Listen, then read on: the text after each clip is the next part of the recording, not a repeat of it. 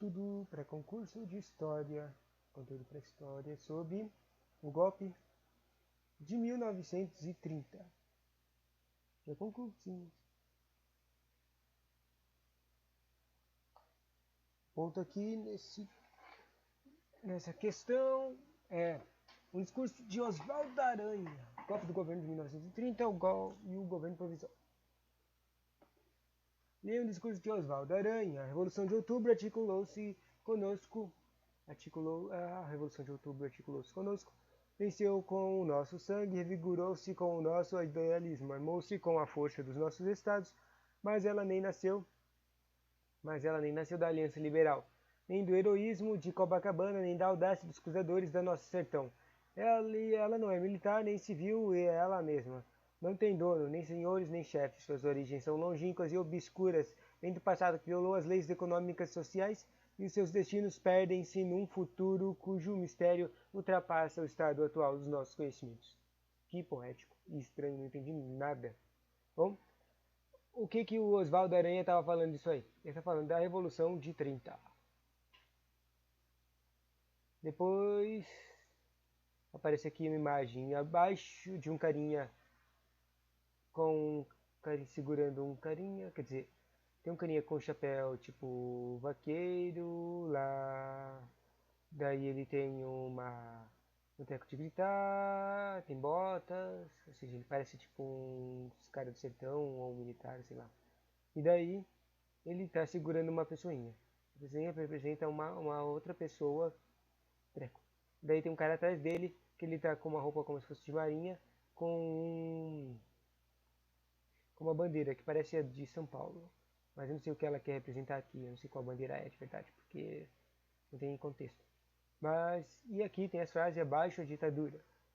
E aí a cartaz foi produzida e apresentada no contexto, daí você tinha que saber qual que é, né? Daí você pensaria que era a ditadura.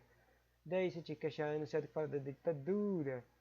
E o contexto era da Revolução Constitucionalista de 1932, movimento do qual o Estado de São Paulo, ou seja, era a mesma bandeira de São Paulo, lutou com as armas contra o governo provisório de Getúlio Vargas. Loqueto.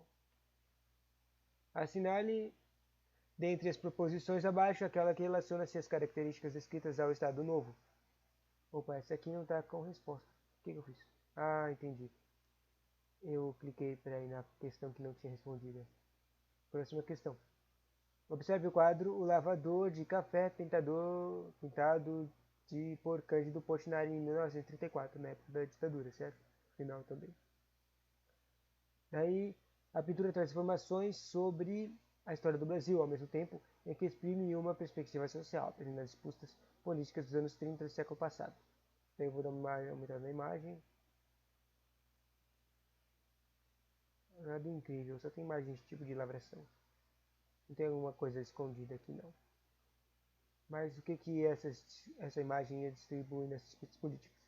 Ela atribuía a modernização do país à força transformadora do trabalho. Modernização? Cadê a modernização? Deixa eu ver. Na verdade, eu acho que eu já respondi essa pergunta em uma outra prova. Cadê a modernização aqui nessa imagem? Tá mó... Achei. Modernização tá mó impossível de achar, mas tem um trem aqui no meio, bem atrás do lavrador. Daí, isso é modernização, né? É também a modernização do país, a força transformadora do trabalho. Trem e trabalho. Tá. Droga, apertei de novo o trem aqui e questões que não fiz. Próxima questão. Em 1968 surgiu uma coletânea de artigos, O Brasil na Perspectiva, na qual o cientista político Carmo de Souza começa a pôr em dúvida uma noção geralmente aceita, de que o movimento de 1930 teria sido um embate entre latifúndio e estruturas agrárias e indústria, estruturas urbanas, a semelhança da Revolução Burguesa no desenvolvimento capitalista europeu. Um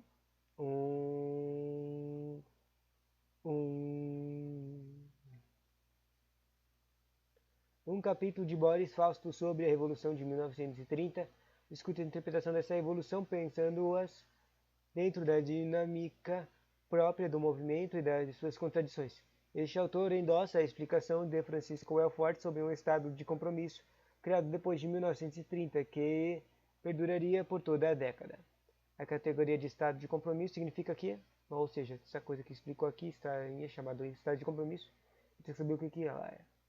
E ela é o estado de compromisso, é o estado que não representaria nenhum setor da sociedade, e o governo, em sua maioria, está o papel de árbitro nas lutas políticas. O governo é árbitro em lutas políticas, o estado não tem nenhum papel na sociedade, nenhum setor representa nenhum setor. Ou seja, é juiz. Daí, próxima questão. Em relação à questão de uma ruptura evolucionária de 1930, a problemática das relações do Estado e sociedade configura-se como eixo de análises a partir da influência interdisciplinar. Destaca-se como fundamental a análise do Francisco Wefort sobre o estudo de estado de compromisso. Estado de compromisso apareceu de novo. Daí a pergunta era: estado de compromisso pode ser conceituado como? Você consegue lembrar o que respondeu foi na última resposta?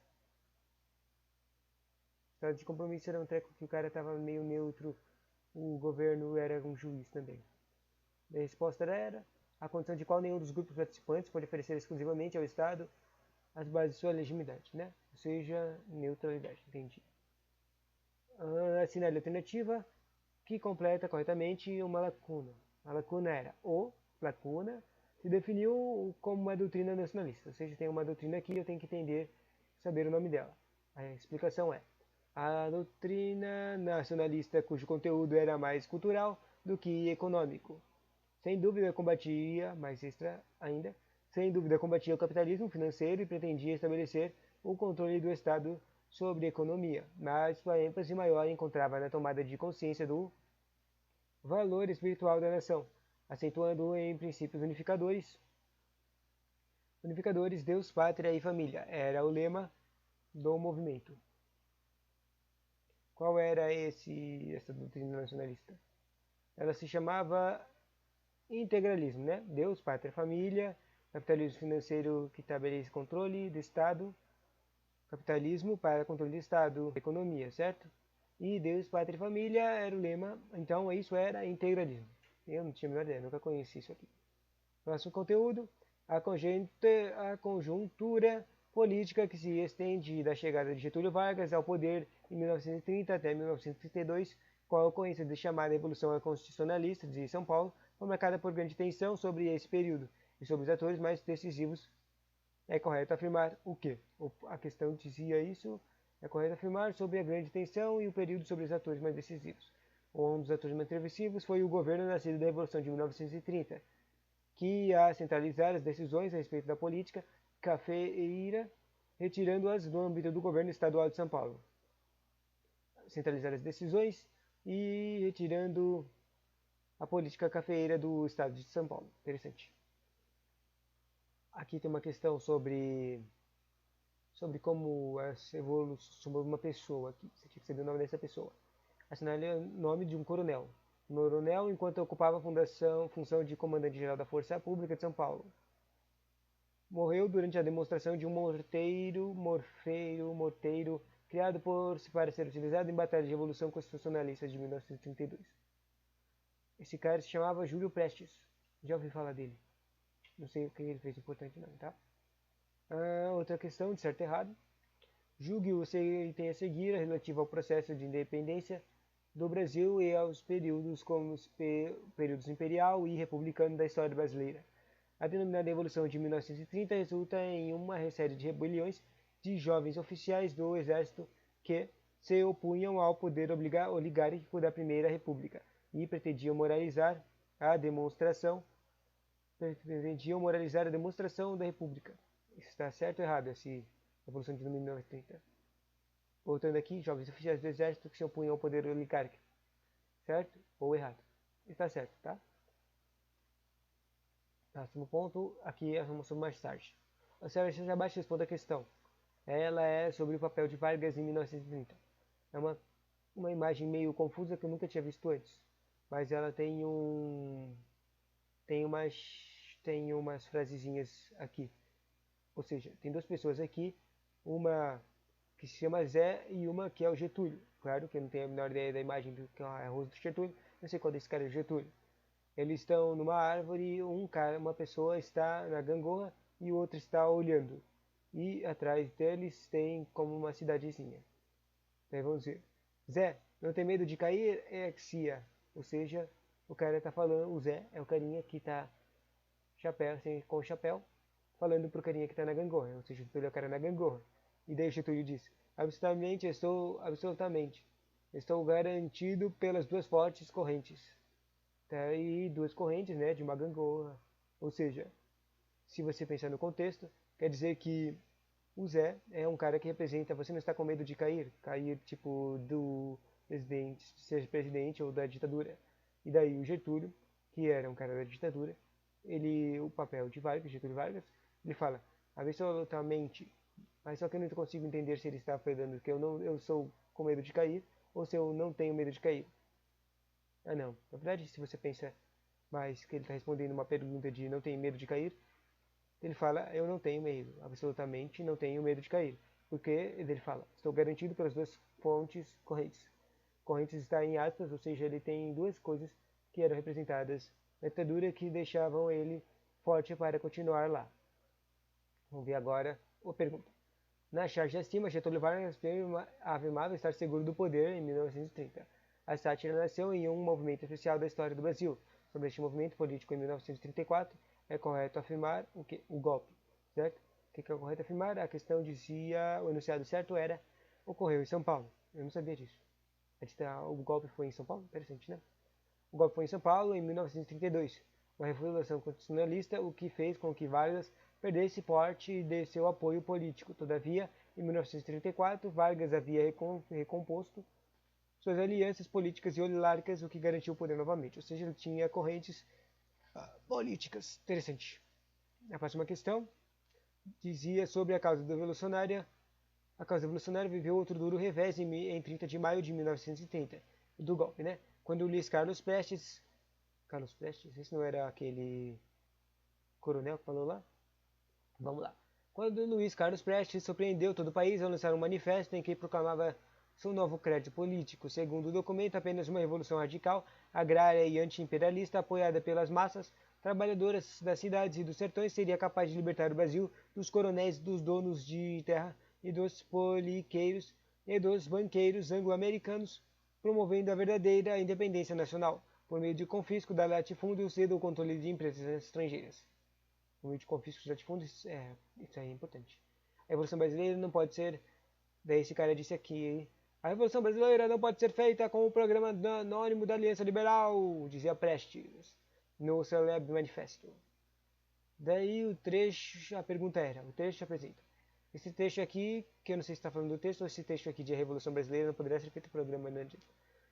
A questão dizia certo sobre, a universidade certo é, parte do processo do rompimento político do Luiz Carlos Prestes com o movimento tenentista e a sua adesão aos princípios marxistas-leninistas. Faz sentido, essa coisa aqui, todo esse textinho aqui representa um tipo de separação. Claro que eu não teria certeza se era sobre um movimento tenentista que ele está se separando. Não, mas também faz sentido a sair do movimento tenentista quando ele fala aqui que quer se separar dos colonistas aí, dos coronéis. Libertar do Brasil dos coronéis, né? Então está, os tenentistas e sua adesão aos princípios marxistas-leninistas. Né? Aliança liberal, marxista, interessante. A próxima questão fala sobre acertar os enunciados corretos. Os enunciados corretos sobre a Revolução de 30 diz que o movimento de 1930, que depois Washington Luiz o impediu a posse de Júlio Prestes e contou com o apoio da parte substancial do movimento tenentista. Interessante. A próxima questão diz: a Aliança Liberal, que uniu as principais forças oposicionistas contra Júlio Prestes, candidato do governo Washington Luiz ao posto de presidente da República, era composta por era composta por quem? Essa aliança. E era composta por Getúlio Vargas para presidente e João Pessoa para vice-presidente. Olha os Vargas e o João Pessoa. Próxima questão. A Revolução de 1930 promoveu transformações significativas no Brasil, na história do Brasil.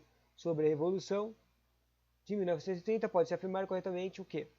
Uma coisa que pode se afirmar é que se originou o período da história brasileira conhecida como Era Vargas. Legal, né? Próxima questão.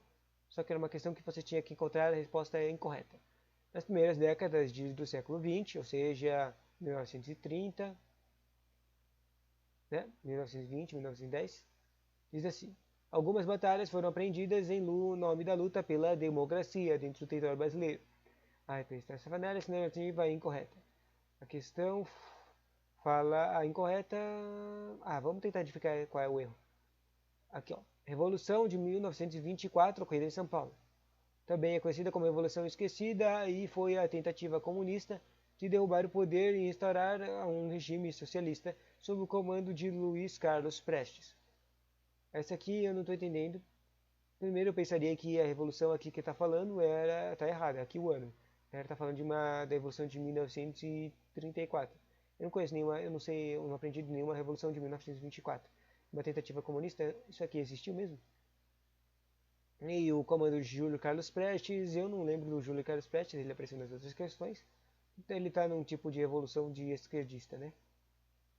Então, essa aqui está me confundindo. Não consigo identificar direito o erro, porque tudo parece errado para mim. Tudo está muito estranho para mim. As outras questões que seriam as certas diziam assim: a Revolução de 1930 foi aquela que elegeu Getúlio Vargas ao posto de chefe do governo provisório, após a longa batalha empreendida contra as oligarquias agraria e fundiária que dominavam o país. A Revolução de 1930 ficou conhecida como Revolução Liberal, pois combateu a política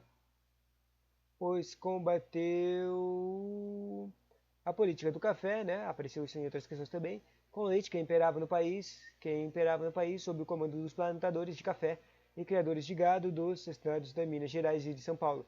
A Revolução Constitucionalista foi deflagrada em 9 de julho de 1932 pelos paulistanos com o intuito de derrubar o governo provisório de Getúlio Vargas. E a Constituição de 34 é o resultado da luta empreendida pelo Estado de São Paulo, que se organizou e realizou a Revolução de 1932, conhecida como Revolução Constitucionalista, ou seja, em prol da Constituição. Interessante. Vamos pular mais duas questõezinhas. Uma questão de afirmativas de novo. Durante o governo de Vargas, de 30 a 45, o Vargas governou bastante, mais de 15 anos, surgiram no Brasil duas agremiações políticas. A Aliança Nacional Libertadora, a ANL, a Nação e a Ação Integralista Brasileira, a AIB. Daí a questão sobre essa afirmativa sobre esses dois caras, né? Tem duas que diz: o líder da IB era chamado de Plínio Salgado. E o problema é, como é que eu vou saber o nome desse cara? Nem tinha como acertar isso aqui. E a segunda era, certa era, em novembro de 1935, a ANL fracassou na tentativa de tomar o poder através de um golpe chamado Intentona Comunista. Acho que dava para saber isso aqui se eu tivesse estudado, né? Mas eu vou ler mais duas questões, tá? Para terminar. A chamada Revolução de 1930 promoveu uma transformação extensa na ordem política brasileira, especialmente por abolir a alternância dos cafeicultores paulistas e dos pecuniaristas mineiros no centro do poder absolutístico nacional, né? Isso aqui já apareceu, né? O café com leite. Mais uma, se não é correta, sobre a política brasileira de 1930 a 1902 e 32, né? O cara Vargas, café com leite, o período que antecede a constitucionalização da chamada Revolução de 1930. É correto afirmar que um dos resultados práticos mais evidentes da Revolução de 1930 foi a centralização das decisões a respeito da política cafeiteira. E assim a gente termina, né? Tem mais um monte de questão, né? Eu vou ler umas questões que tem pouco texto ainda, para terminar. Sobre o movimento constitucionalista de 1932, é possível afirmar que o levou o governo federal a negociar com a oligarquia paulista e fazer a concessão a seus interesses. Próxima. Marca alternativa correta. A Revolução de 1930, identificada na Aliança Liberal, apresentava um programa de reformas e tinha como promessa acabar com fraudes eleitorais e a pressão dos coronéis, a criação de leis trabalhistas e incentivar a introdução industrial. Próximo. Aqui. A era Vargas foi marcada pela rivalidade ideológica entre dois grupos, os integralistas e os aliancistas. Interessante esses dois nomes, eu não tinha ficado conhecido isso. Sobre tais grupos, é correto afirmar que as ideias aliancistas reuniam várias tendências de direita, entre alas militares de alta patente e alto clero. Interessante. Próxima. Tem muita questão de charge. Vamos ler um cartaz aqui. Eles estão à sua espera. Daí aqui tem uma imagem que parece o estado de São Paulo e uma uma bandeira, quer dizer, tem uma imagem da bandeira do estado de São Paulo atrás da bandeira do Brasil, junto com os caninhos que parecem militares aí atrás. Daí ele fala, para completar o batalhão, alista-se MMDC. Daí o Unicifera Vargas surgiu com o movimento mostrado no cartaz, que utilizou a bandeira constitucionalismo para opor-se ao governo federal. Ou seja, eles só chamavam de constitucionalismo para eles fazerem a ditadura, né? Da imagem boazinha, né? É sempre isso. Botou isso aqui, um cartaz elusivo da Revolução de 1930 que dizia, ou seja, aqui, propaganda, propaganda, propaganda, dizia assim, um cartaz dizia, você tem um dever a cumprir, que conclamava o quê? Que os paulistas e os habitantes do estado de São Paulo a luta para a constitucionalização do país. Interessante, né? Mais umas questões, certo e errado. Os governos oligárquicos caracterizavam o Brasil da República Velha, sepultada pela Revolução de 1930, certo ou errado? Tava certo. No Brasil, a Era Vargas, 1930 a 1951, correspondeu ao mais democrático período da história republicana brasileira. Isso aí, tá certo ou errado? Obviamente está errado. Isso aqui, não, nessa época, não foi nem um pouco democrática. Ou pode ser uma questão. Vai, última. Um tipo de Estado nasceu em 1930. O que é? É o Estado lisárquico. E daí a pergunta é, esse novo Estado surgiu a partir da Revolução de 1930 com o objetivo de quê? Qual era o objetivo do Estado oligárquico de 1930? Era promover as leis concedendo alguns direitos trabalhistas, sobretudo aos trabalhadores urbanos. Né? Bonitinho. Olha o João Pessoa aparecendo aqui.